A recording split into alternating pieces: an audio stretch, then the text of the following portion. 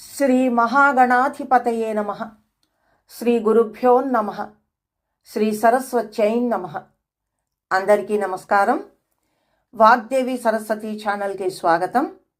ఈరోజు శ్రీమద్ వాల్మీకి రామాయణ వచన కావ్య పఠనం అయోధ్యకాండ 9వ భాగం ఆ సీతారాముల ఆశీస్సులతో కొనసాగిద్దాం. జై శ్రీరామ్. వాడిన ముఖంతో కైకేయితో కూడి పక్కనే కూర్చుని ఉన్న దశరథుణ్ణి రాముడు దర్శించాడు.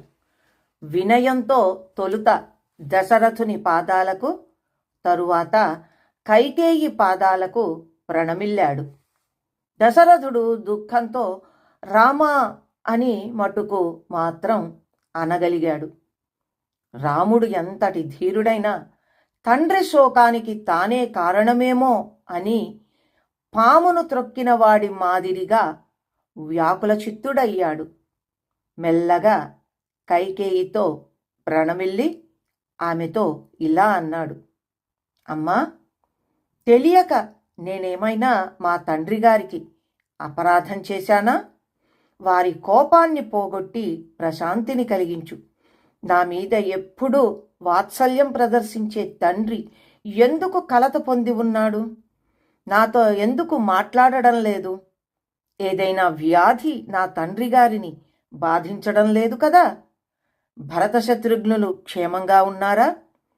తల్లులైన కౌసల్య సుమిత్రలకి ఏమీ అమంగళం కలుగలేదు కదా? నా తండ్రి గారి కోపం పోగొట్టి సంతోషం కలిగించకుండా, ఆయన వచనం పాటించకుండా ఒక్క క్షణం కూడా జీవించలేను. ఈ శరీరానికి హేతుభూతుడైన తండ్రి విషయంలో ఎవడు మాత్రం విధేయుడై ప్రవర్తించడు? అమ్మా, అభిమానవతివైన నీవేమైనా నా తండ్రి గారు మనస్సు నొప్పించావా? ఈ విషయమంతా యథార్థంగా చెప్పు అని ప్రశ్నించాడు. రాముడు ఈ విధంగా అడుగగానే కైక సిగ్గు లేకుండా ఈ విధంగా చెప్పటానికి ఉపక్రమించింది. రామా, మహారాజు కోపించలేదు.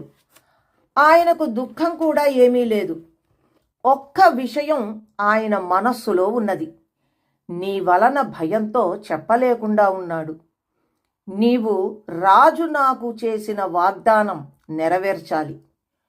పూర్వం ఈ రాజు నాకు వరాలిస్తానని మాట ఇచ్చి ఇప్పుడు అజ్ఞానిలా పరితపిస్తున్నాడు. ఇప్పుడు గత జల సేతుబంధనం చేస్తున్నాడు. సత్యం ధర్మానికి మూల కారణమని సజ్జనులందరికీ తెలుసు. నీ మీద ప్రేమతో రాజు సత్యాన్ని అతిక్రమించకుండా చూడు. రాజు శుభమే చెబుతాడో అశుభమే పలుకుతాడో నీవు దానిని ఆచరిస్తానంటే ఆ విషయమంతా నీకు తెలుపుతాను. ఆయన నీకు ఆ మాట స్వయంగా చెప్పలేకుండా ఉన్నారు. నీవు పాటిస్తానంటే నేనే విశదం చేస్తాను. కైకేయి మాటలు విన్నాడు రాముడు. బాధపడ్డాడు. మళ్ళీ తల్లితో ఇలా అన్నాడు. తల్లి, నాకు నింద అగునుగాక. నన్ను గురించి ఈ విధంగా పలుకకూడదు.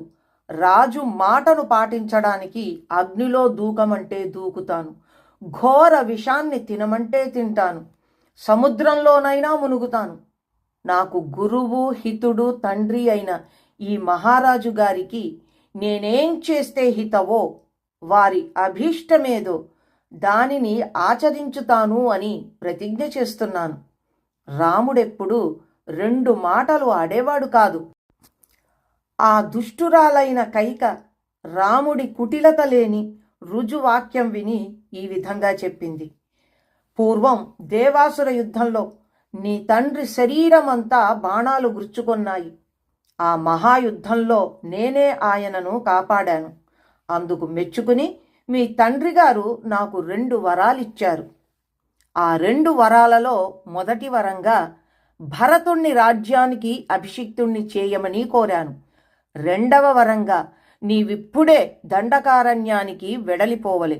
నీవు 14 ఏండ్లు అరణ్యాలలో నివసించు. ఈ వరద్వయం చేత మహారాజుకు క్లేశం కలిగింది.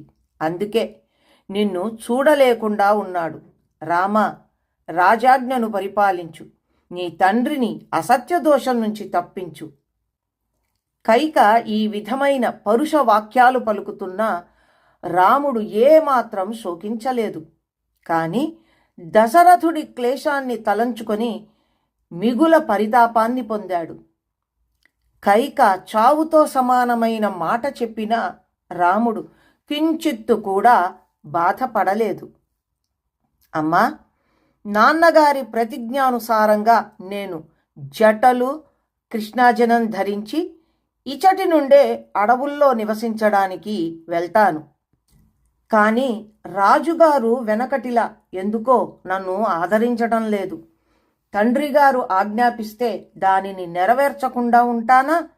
భరతుడి అభిషేకాన్ని గురించి తండ్రిగారే స్వయంగా చెప్పవచ్చునే, ఎందుకు చెప్పలేదా అని బాధపడుతున్నాను. భరతుడి కోసం సీతను, రాజ్యాన్ని, ప్రాణాలను, ధనాన్ని కూడా ఇచ్చి ఉండేవాడిని. నీ ప్రతిజ్ఞ కోసం ఈ మాత్రం చెయ్యలేనా? తల్లి, నీవు మా తండ్రి గారిని ఓదార్చు. ఎందుకు ఆయన కన్నీరు కారుస్తున్నారు? ఇప్పుడే భరతుణ్ణి తీసుకుని రావడానికి వేగవంతాలైన గుర్రాల మీద దూతల్ని పంపించండి.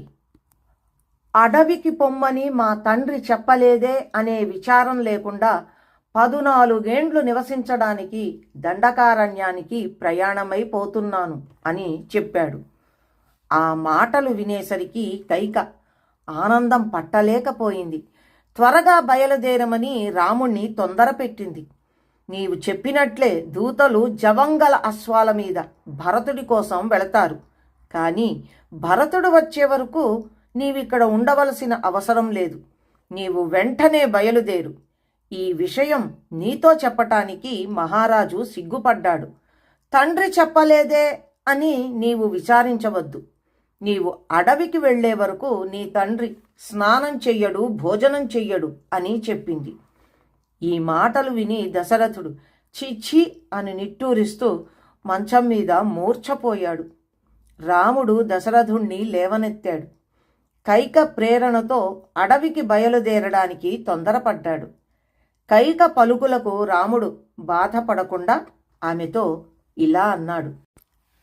తల్లి, నాకు ధనం మీద ఆసక్తి లేదు. ప్రజల మధ్యలో ఉండాలనే వాంఛ లేదు. నేను కేవలం ధర్మాన్నే ఆశ్రయిస్తాను. తండ్రికి పరిచర్య చేయడం కంటే వేరే ధర్మమేమున్నది? మా తండ్రి చెప్పకపోయినా నీ వాక్యాన్ని పాటించి విజనమైన దండకారణ్యానికి వెళుతున్నాను. రాజాజ్ఞగా భరతుని పట్టాభిషేకం కోరావు అంటే నా గుణం కొంచెమైనా అర్థం చేసుకోలేదన్నమాట.